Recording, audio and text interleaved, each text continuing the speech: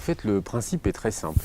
Dans une copropriété, il existe des conseils syndicaux qui sont les représentants de l'immeuble et qui vont effectivement parler de projets de travaux, de rénovation, de réhabilitation ou de modification de leur habitat. Dans ce cas-là, ils s'adressent à leur syndic qui va nous adresser, à nous, pôle ADB, administrateur de biens, spécialisé dans les milieux occupés, une demande de devis avec un contenu plus ou moins explicite. À partir de là, nous allons dégager nos chargés d'affaires qui vont prendre un rendez-vous sur place et on demande toujours au syndic un contact d'un membre du conseil syndical pour le rencontrer sur place en vue de l'établissement d'un devis. Lors de l'établissement de ce devis et du relevé qui sera effectué en présence du conseil syndical, toujours, on valide le contenu de la demande. C'est-à-dire qu'on va bien vérifier tout ce dont ils auraient besoin, tout le projet qu'ils ont en tête, pour qu'on puisse le retranscrire de manière claire et nette dans notre proposition.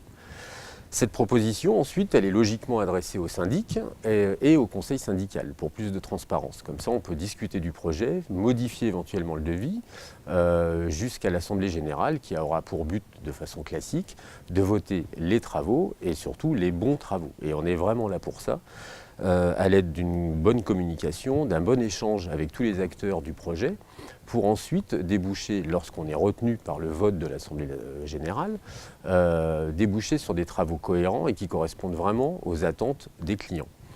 Là-dessus, la communication est très importante et c'est ce qui fait notre spécificité. C'est-à-dire qu'on va avoir beaucoup de communication avant, pendant et après chantier, à savoir par le mode d'affichage, par le mode de contact avec les présidents du conseil syndicaux et avec nos chargés d'affaires qui, sur place, vont avoir beaucoup d'échanges avec les gens.